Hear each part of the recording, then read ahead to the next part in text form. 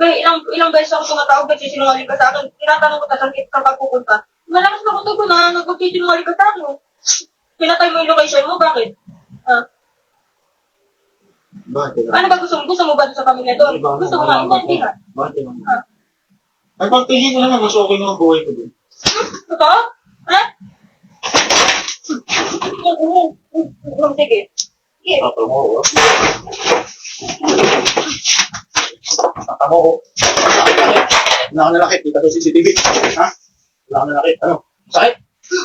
Bakit?